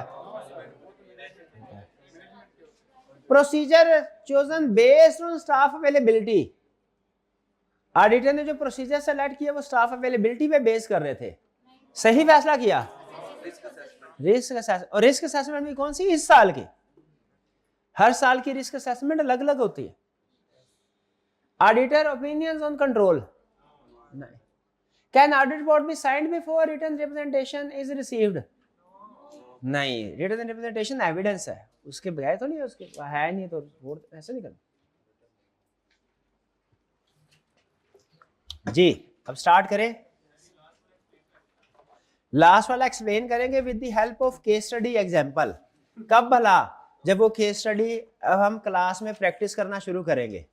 अब पूछे सर वो वक्त कब आएगा? वो वक्त आएगा जब आप चैप्टर कंप्लीट कर लेंगे, क्योंकि रिपोर्ट की केस स्टडी में डिफरेंट पार्ट्स होते हैं, कोई पार्ट लर्निंग ऑब्जेक्टिव 1 से रिलेट करता है, कोई 6 से, कोई 3 से। तो इसीलिए ये ना हो मैं आपको कि केस स्टडी करवाऊं उसमें से 2 पार्ट आप कर ले, 1 पार्ट कर ही ना पाए, क्योंकि अभी मैंने करवाया ही नहीं है, लेकिन आपको ये लगे ऑडिट की केस स्टडी तो बहुत मुश्किल होती है। आज एक केस स्टडी की थी, उसमें कुछ भी समझ नहीं आया, इतना पढ़ लिया हमें कुछ भी समझ नहीं आया, भाई इस वजह से पढ़ाया नहीं अभी, ठीक है। तो पहले मैं ऐसे किया करता, करा देता था, बच्चे कहते थे नहीं नहीं सर बहुत मुश्किल, ऑडिट बहुत मुश्किल है। मैंने कहा ठीक है, अब सारे कंसेप्ट करके, ताकि ये वाला रिस्क ही खत्म हो जाए, जो भी चीज सामने है वो आपने, ये ठीक है कि साथ साथ हल्का हल्का पार्ट्स में किसी एक केस स्टडी के टोटे टोटे टोटे टोटे टोटे टोटे करके हर लर्निंग ऑब्जेक्टिव के साथ ऐसे करा दिया जाए, नहीं नहीं, ये चीट शीट ये समझे, टोटे टोटे समझे, ये ठीक है। अब सुने, आपकी पर्सनल लाइफ का सबसे बड़ा डिसीजन क्या है वो आपको पता है, ठीक है, और उस डिसीजन से पहले आपने कोई फैक्टर कंसीडर नहीं करना, ये भी मुझे पता है, लेकिन मेरे को उससे कोई लेना देना ही नहीं है। लेकिन आपकी प्रोफेशनल लाइफ का एज ऑडिटर सबसे बड़ा डिसीजन क्या है? वो ये कि हमारी ऑडिट रिपोर्ट के अंदर टाइप ऑफ ओपिनियन कौन सा आएगा। ऑडिटर की प्रोफेशनल लाइफ का सबसे बड़ा डिसीजन क्या है कि ऑडिट रिपोर्ट के अंदर टाइप ऑफ ओपिनियन क्या आएगा। आज आप वो सीखने जा रहे हैं। ऑडिटर की प्रोफेशनल लाइफ का सबसे बड़ा डिसीजन कैसे सही करना है, कैसे ठीक करना है, आज आप वो सीख के जाएंगे इंशाल्लाह। तो जब कभी भी आपने सारा ऑडिट कर लिया हो, सारे प्रोसीजर परफॉर्म कर लिए हैं, अब रिपोर्ट बना रहे हैं, पूरी ऑडिट के सबसे अहम डॉक्यूमेंट, और उस रिपोर्ट के अंदर भी सबसे अहम पैराग्राफ पे पहुंचे हैं, ओपिनियन पे। आपने डिसाइड करना है कि मैं कौन सा ओपिनियन एक्सप्रेस करूं, अनमोडिफाइड के मॉडिफाइड, अनमोडिफाइड के। ये वो फैसला है कि एक फर्म जिसको बने हुए 100 साल हो गए थे, एक फर्म बने हुए 100 साल हो गए थे, उसने 2 दफा ये फैसला गलत किया 100 साल के बाद, और आज उसका नामो निशान भी नहीं है। Arthur Andersen and chartered accountants, KPMG का नाम सुना है, एएफ फर्गूसन का नाम, पीडब्ल्यूसी का नाम सुना है, केपीएमजी, ईवाई, डिलॉयट, इस लेवल की। और जो अभी मैंने नाम बताए हैं इनमें से कुछ नाम से बाजुकात ऊपर भी रैंक की जाने वाली फर्म थी, आर्थर एंडरसन एंड कंपनी। 2002 में उसका देहांत हो गया। क्यों? क्योंकि उसने 2 फैसले गलत किए थे, 2 फैसले गलत किए थे। टाइप ऑफ ओपिनियन आना मॉडिफाइड चाहिए था, और दोनों में कौन सा ओपिनियन बता दिया, अनमॉडिफाइड। खत्म। प्रोफेशन इतना जालिम है, गलती माफ नहीं करता, गलती माफ नहीं। उसको तो फिर भी 100 साल चुके पुरानी हिस्ट्री थी ना, उसको दूसरा मौका मिल गया। बहुत से फर्म्स को, बहुत से पार्टनर को तो दूसरा मौका भी नहीं मिलता, पहली गलती पे ही फारग। तो इसीलिए आपको बता रहा हूं कि पर्सनल लाइफ का चाहे डिसीजन सही करें गलत करें आपकी मर्जी, प्रोफेशनल लाइफ का डिसीजन आपने सही करना है। डिसीजन करने से पहले किन फैक्टर्स को, 2 ही फैक्टर है, लंबी चौड़ी बात नहीं करेंगे, ये भी करो ये भी करो ये भी, ऐसी नहीं, 2 हरफी बात है। क्या आपने जब ओपिनियन एक्सप्रेस करना है 2 चीजें सामने रखनी है, 2 सवाल अपने आप से पूछने हैं अपने। अगर आपका ज़मीर जिंदा है तो आपने अपने ज़मीर से 2 सवाल पूछने हैं। पहला सवाल, ये जो ऑडिट मैंने किया है, क्या इस ऑडिट में कोई मिस स्टेटमेंट या स्कोप लिमिटेशन है? क्या सवाल पूछना है? ये जो मैंने ऑडिट किया है, इसको मिटा के ना वो टेबल बना दे इसके ऊपर। वो टेबल जो होता था ना, याद है? नहीं होता था यार ये वाला मेरे भाई, याद है ना? बड़ा बना दे उधर उधर उधर उधर। तो 2 सवाल पूछने हैं अपने आप से, क्या इस ऑडिट में कोई मिस स्टेटमेंट या स्कोप लिमिटेशन है? पहला सवाल। और अगर कोई मिस स्टेटमेंट या स्कोप लिमिटेशन है तो उसका इफेक्ट क्या है? क्या उसका इफेक्ट इमटेरियल है, मटेरियल है या परवेसिव है? इमटेरियल है। फिर से बताएं, हमने प्रोफेशनल लाइफ का सबसे बड़ा डिसीजन करना है, 2 सवाल अपने आप से पूछने हैं। पहला सवाल, क्या कोई मिस स्टेटमेंट या स्कोप लिमिटेशन है? और दूसरा, अगर कोई मिस स्टेटमेंट स्कोप लिमिटेशन है तो उसका इफेक्ट क्या है? Immaterial, material, pervasive. अब यहां पे हम थोड़ा कंफ्यूज हो गए कि ये मिस स्टेटमेंट क्या है, ये स्कोप लिमिटेशन क्या है, ये इमटेरियल क्या है, ये मटेरियल क्या है, ये परवेसिव क्या है? अब मुझे बताइए, पहले कंसेप्ट बिल्ड कर लें फिर टेक्निकल डेफिनेशन की तरफ जाएं कि पहले टेक्निकल डेफिनेशन? कंसेप्ट बिल्ड कर लें। सुन लें फिर कंसेप्ट। मिस स्टेटमेंट क्या है? फाइनेंशियल स्टेटमेंट्स में कोई भी गलती की वो मिस स्टेटमेंट है। जैसे डेप्रिसिएशन रिकॉर्ड नहीं की, ये क्या है? Miss statement. Debtor bad debt हो गया, बैंकरप्ट हो गया, प्रोविजन रिकॉर्ड नहीं की, राइट ऑफ नहीं किया, ये क्या है? इन्वेंट्री डिस्ट्रॉय हो गई, जल गई, ऑब्सोलीट हो गई, उसे lower of cost and NRV के मुताबिक एनआरवी पे रिकॉर्ड नहीं किया, ये क्या है? मिस। कंपनी के खिलाफ कोई लीगल केसेस है, उनको सही से डिस्क्लोज नहीं किया, डिस्क्लोजर इज नॉट एडिक्वेट, ये क्या है? ये मिस स्टेटमेंट है। ठीक है, ये सारी मिस स्टेटमेंट समझ आ गई? ठीक है। एक्सपेंसेस थे, उनको कैपिटलाइज कर दिया, ये क्या है? Miss statement. रिसर्च कॉस्ट थी, उसे डेवलपमेंट कॉस्ट समझ के कैपिटलाइज कर दिया, क्या है? ये सारी मिस स्टेटमेंट है। ठीक है जी। तो मिस स्टेटमेंट क्या है? फाइनेंशियल स्टेटमेंट्स में गलती। स्कोप लिमिटेशन क्या है? स्कोप लिमिटेशन है ऑडिटर को किसी भी एरिया का एविडेंस ना मिल सके। ऑडिटर किसी भी एरिया पे सफिशिएंट एप्रोप्रिएट एविडेंस ना हासिल कर सके, ये है स्कोप लिमिटेशन। स्कोप लिमिटेशन का मतलब क्या है? No evidence. जब एविडेंस ऑडिटर को ना मिले से क्या बोलेंगे? Scope limitation. For example, auditor stock count करने के लिए गया, उसे स्टॉक काउंट ही नहीं, फिजिकल वेरीफाई नहीं करने दिया गया इन्वेंट्री को, ये क्या है? ऑडिटर कहने लगा अच्छा ऐसा करो, मैंने डायरेक्टर को कंफर्मेशन लेटर सेंड करना है। सीएफओ ने कहा सोचना भी ना, कोई नहीं सेंड करने देना आपको, ये क्या है? Scope limitation. हमने कहा अच्छा ऐसा करो, जरा सेल्स को वेरीफाई कर रहे हैं, हमें सेल इनवॉइसेस तो दिखा दो। उसने कहा सर वो देखें, वो दीवार काली काली नजर आ रही है आपको दीवार? हमने कहा हाँ ये तो हमारे मुस्तकबिल से मिलती जुलती है थोड़ी सी।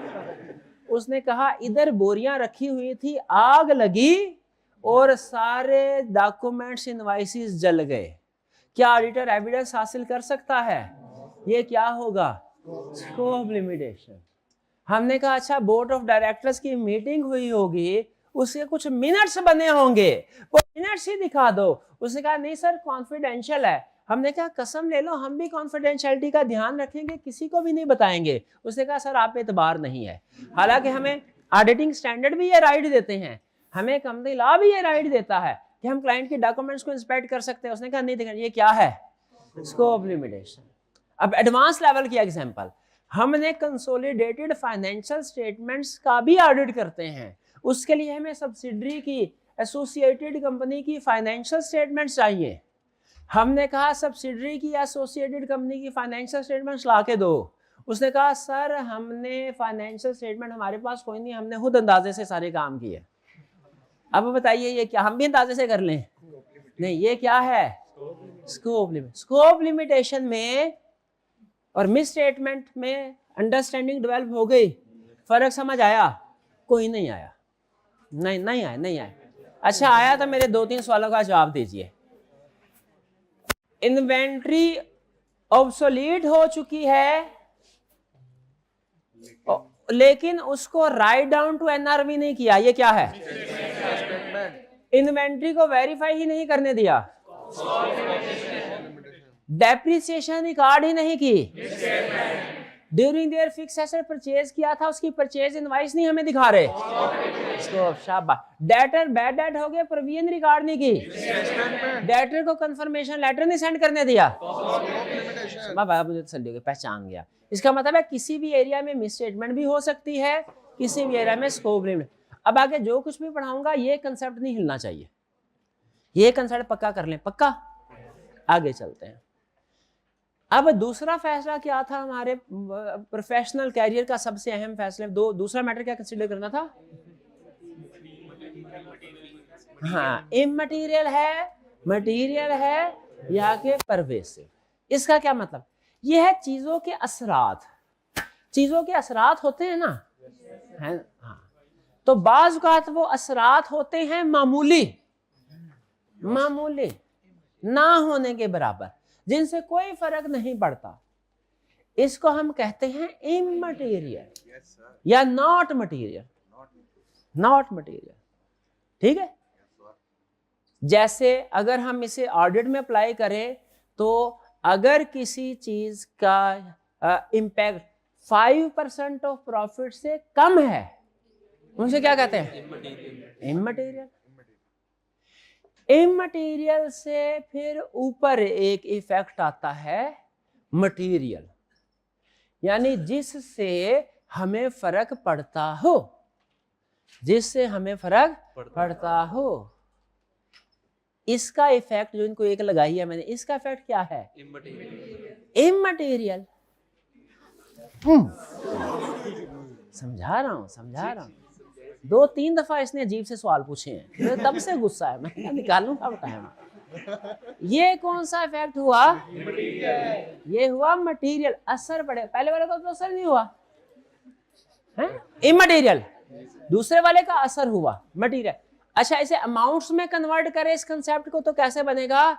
अगर किसी चीज की अमाउंट, किसी मिस स्टेटमेंट या स्कोप लिमिटेशन की अमाउंट 5% ऑफ प्रॉफिट से ज्यादा, 5% या उससे ज्यादा लेकिन 50% तक हो, 5 to 50% हो, उसको क्या बोलेंगे?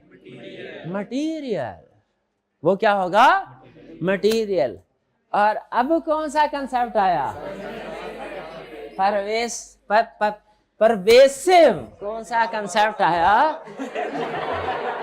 परवेसिव। सर थोड़ा सा आगे कर मेरा भाई।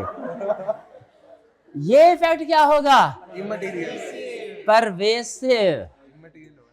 इमटेरियल, परवेसिव होगा इफेक्ट। ठीक है, परवेसिव इफेक्ट में याद रखें, सारी की सारी फाइनेंशियल स्टेटमेंट्स में गड़बड़ समझी जाती है। सारी की सारी फाइनेंशियल स्टेटमेंट में गड़बड़ समझी जाती है। ये होता है जब 50% से ज्यादा कोई इफेक्ट हो। इसे क्या बोलते हैं? परवेसिव। क्या बोलते हैं? परवेसिव। 60%, 70%, 80%। अच्छा, जब परवेसिव होता है ना तो कुछ चीजें ठीक भी हो सकती है, लेकिन उनसे फर्क नहीं पड़ता। ये मैंने स्टिक पकड़ के एक परवेसिव इफेक्ट के साथ लगाई, भाई का सर वैसे कह रहा, ये साथ बैठे थे, कह रहे थे शुक्र है इसकी आंखें बच गई हैं। वो कह रहा भाई मेरे सर खुल गया, आंखों का मैं क्या करूं? तो परवेसिव इफेक्ट जब होगा, फाइनेंशियल स्टेटमेंट का major portion, substantial portion disturb होगा। कोई छोटी मोटी चीजें सही भी है ना, उनसे फर्क नहीं पड़ता। तो पहले नंबर पे हमने क्या फैसला करना है? इफेक्ट क्या होगा? Immaterial, material, pervasive. पहले हमने देखना मिस स्टेटमेंट है कि स्कोप लिमिटेशन। फिर दूसरे नंबर पे क्या फायदा? उसका इफेक्ट इमटेरियल, मटेरियल या के परवेसिव। अब ये फैसला कर लिया, अब सुन लें, डिसीजन के ऊपर आ जाए। अब जो चीज आप देखने जा रहे हैं, इसकी ऑडिट में ऐसी ही अहमियत है।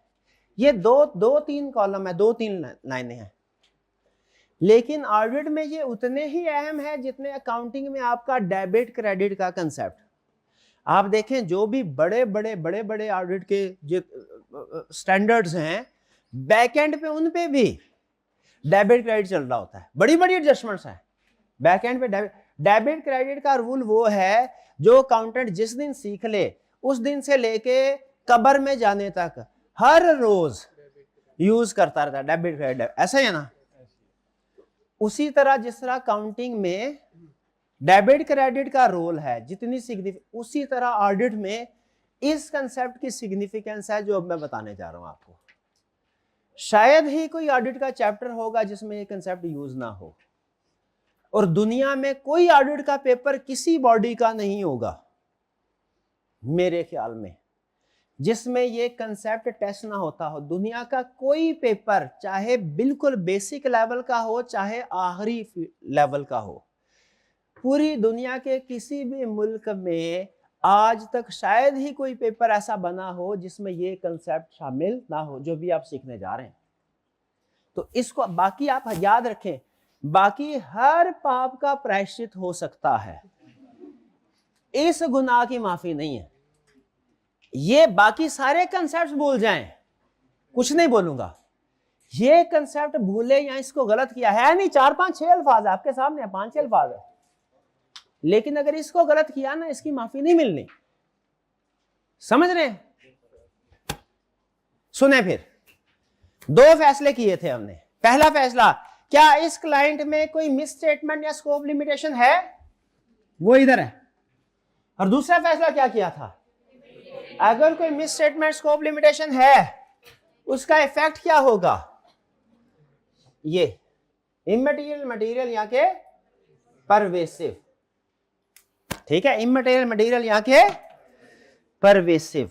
अच्छा, अब मुझे बताइए, अगर हमने ऑडिट किया और उसके बाद कोई भी मिस स्टेटमेंट नहीं, या मिस स्टेटमेंट है तो सही, लेकिन उसका इफेक्ट जो है वो इमटेरियल है, या तो कोई भी मिस स्टेटमेंट नहीं, या मिस स्टेटमेंट है और उसका इफेक्ट इमटेरियल है, तो जो टाइप ऑफ ओपिनियन आता है वो क्या है?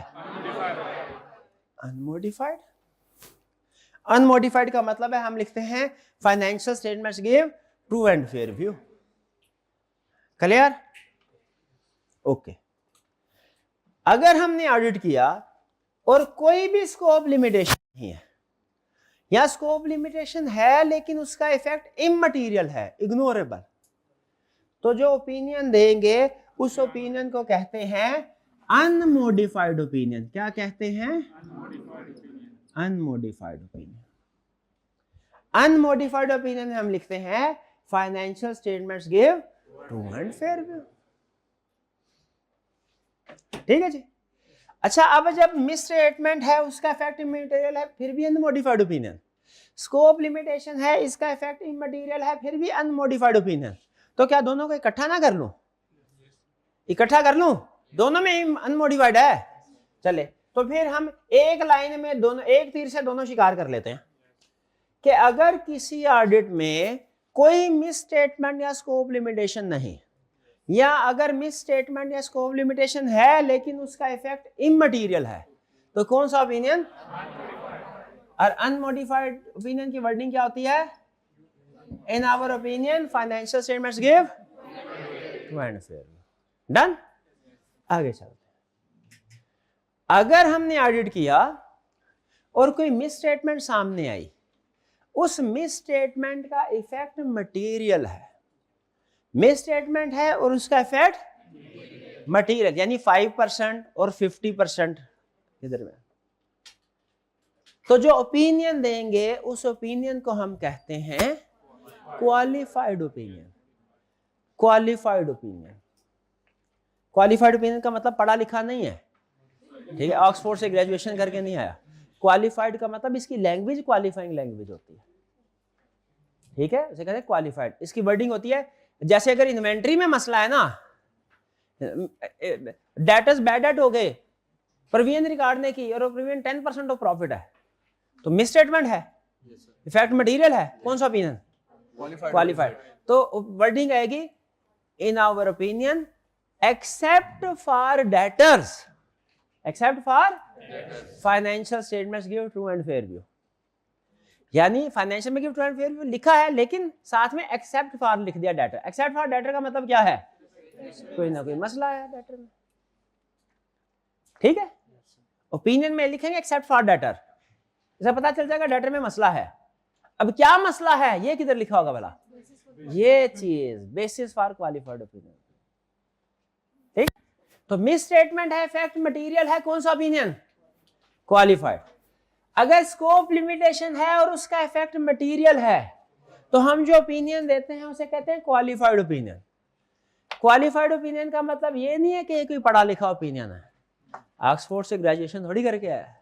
इसका मतलब क्या है? इसकी वर्डिंग ऐसी होती है, उसमें एक्सेप्ट फॉर का वर्ड आता है कि जैसे फर्ज कीजिए उसने हमें स्टॉक काउंट को वेरीफाई नहीं करने दिया, फिजिकली वेरीफाई नहीं करने दिया, और उसके अमाउंट है 20% ऑफ प्रॉफिट, तो हम जो वर्डिंग लिखते हैं वो क्या लिखते हैं? In our opinion except for inventories financial statements give true and fair view.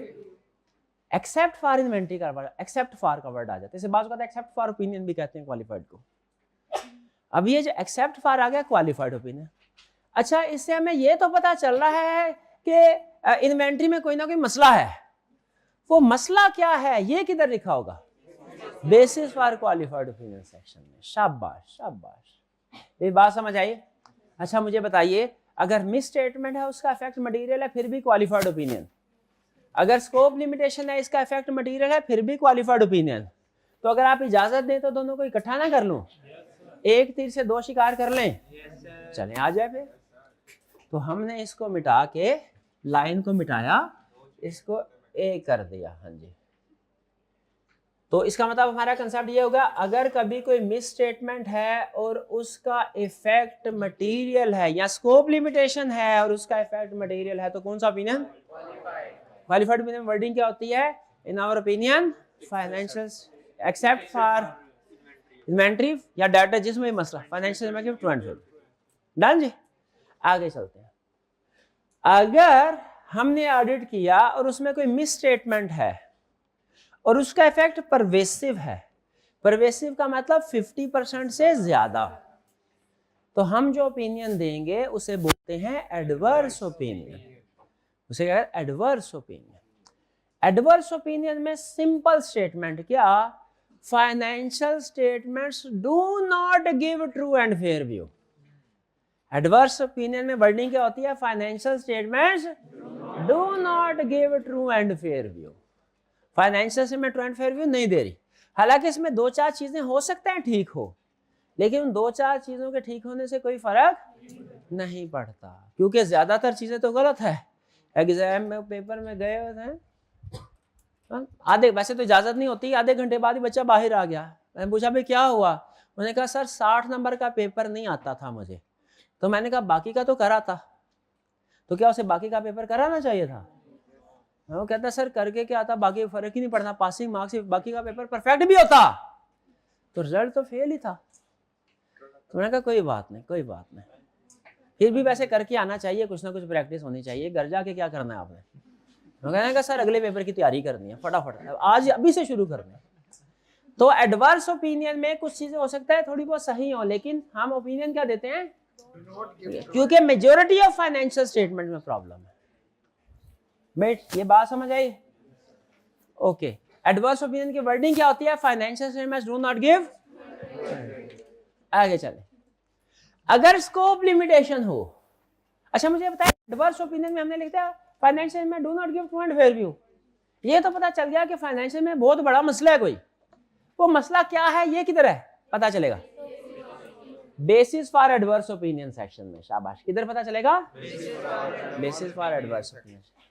आगे चलते हैं, अगर स्कोप लिमिटेशन हो और उसका इफेक्ट परवेसिव हो, जैसे हमने उनसे कहा हमें डेटर को कंफर्मेशन लेटर सेंड करने दो, उसने कहा नहीं करने देंगे, और डेटर्स की अमाउंट जो है वो टू प्रॉफिट का 70% है, तो हम कहेंगे तुमने हमें वेरीफाई नहीं करने दिया, ये स्कोप लिमिटेशन है। अमाउंट प्रॉफिट का 70% है, ये परवेसिव है। तो स्कोप लिमिटेशन इफेक्ट परवेसिव, इसमें जो ओपिनियन देते हैं उसे कहते हैं डिस्क्लेमर ऑफ ओपिनियन। क्या बोलते हैं, डिस्क्लेमर ऑफ ओपिनियन।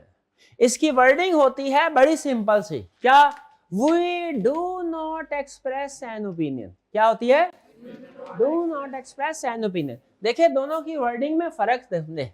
एडवर्स में क्या होती है, financial statements do not give true and fair view.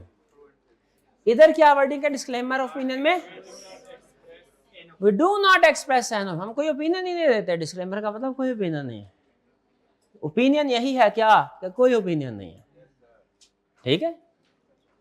तो डिस्क्लेमर ऑफ ओपिनियन की वर्डिंग क्या है, we do not express an opinion. Clear? अच्छा ये तो पता चल गया डू नॉट एक्सप्रेस ओपिनियन, किस वजह से डू नॉट एक्सप्रेस ओपिनियन ये नहीं पता, ये कहां पता चलेगा, disclaimer of opinion.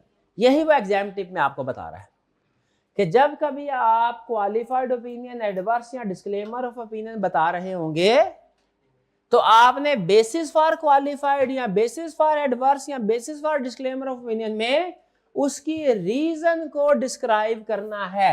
Nature of misstatement या नेचर ऑफ स्कोप लिमिटेशन को डिस्क्राइब करना है।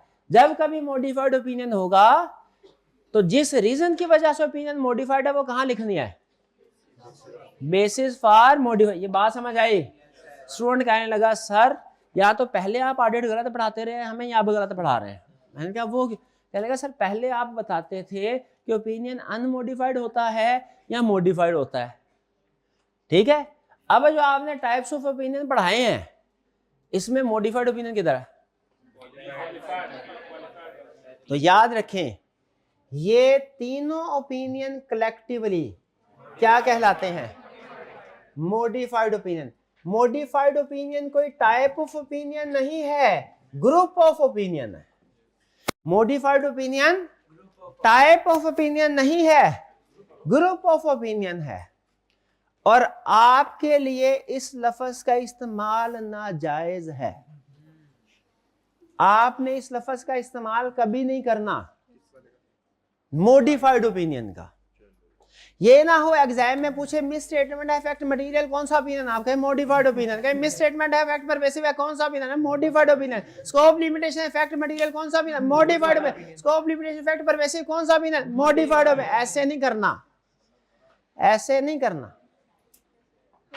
ठीक है, बल्कि उसको स्पेसिफिकली टाइप बतानी है। क्या बताना है? स्टूडेंट से पूछा भाई मैनेजमेंट ने डेप्रिसिएशन रिकॉर्ड नहीं की, क्या करेगी मैनेजमेंट? रिकॉर्ड करेगी। अकाउंटिंग का टीचर आपसे पूछे भैया डेप्रिसिएशन रिकॉर्ड नहीं की, क्या करें? आप कहें सर रिकॉर्ड करें। ये बताना चाहिए कि डेबिट क्रेडिट बताना चाहिए अकाउंटिंग के टीचर को कि सर ये डेबिट है, ये क्रेडिट। स्पेसिफिक आंसर होना चाहिए ना। तो याद रखिए जब कभी कोई केस स्टडी में आपसे पूछेगा ना टाइप ऑफ ओपिनियन क्या है, तो आपने कौन सा टाइप ऑफ ओपिनियन बताना है? क्वालिफाइड, एडवर्स, मॉडिफाइड ओपिनियन नहीं बताना। आपको मैंने इसलिए बताया कि कोई और इस्तेमाल करे ये लफ्ज तो आपको पता चल जाए इसका मतलब क्या है। क्लियर? तो क्या अब आपको पता चल गया कि किस सिचुएशन में कौन सा टाइप ऑफ ओपिनियन एक्सप्रेस किया जाता है? मुझे नहीं यकीन। 1 मिनट में मैं सिचुएशन बताऊंगा, आपने टाइप ऑफ ओपिनियन बताना है। मिस स्टेटमेंट है इफेक्ट मटेरियल, स्कोप लिमिटेशन है इफेक्ट इमटेरियल, मिस स्टेटमेंट है effect material, scope limitation effect pervasive, scope limitation effect material, miss statement effect immaterial, miss statement effect pervasive, scope limitation effect immaterial, miss statement effect material, scope limitation effect pervasive, scope limitation effect material. शाबाश शाबाश, बिल्कुल ठीक। इसको आपने पक्का करना है और इसको आपने ये कंसेप्चुअल भी है, ये रटे वाला भी है, ये केस स्टडी वाला भी है, बहुत कुछ है ये इसके अंदर। ठीक है, ये याद कर लीजिए। ये बाकी सारा रहने दे, ये नहीं कर, ये कल पढ़ेंगे। हाँ, आप ऐसे बुक में से ना रीडिंग कर लें, मैं बता दूं, या रहने दे रहने दे। लर्निंग ऑब्जेक्टिव 3 में से आपने सिर्फ टाइप ऑफ ऑडिट ओपिनियन को पढ़ लें, आज काफी है। पढ़ लेंगे? हाँ, एक बुक से ये याद भी करना है type of opinion. Drafting example हरगिज नहीं करनी, हरगिज नहीं करनी, वो कल करवाऊंगा। वैसे ड्राफ्टिंग एग्जाम्पल बता तो नहीं है। अनमोडिफाइड की ड्राफ्टिंग एग्जाम्पल क्या है? Financial statements give true and fair view. इसकी क्या है? इसकी क्या है? Do not. इसकी क्या है? Do not express. चलिए अब ऐसा करते हैं कि हाँ छुट्टी करते हैं, बिल्कुल आज के लेक्चर का यहाँ पे एख्तिताम करते हैं। अल्लाह हाफिज।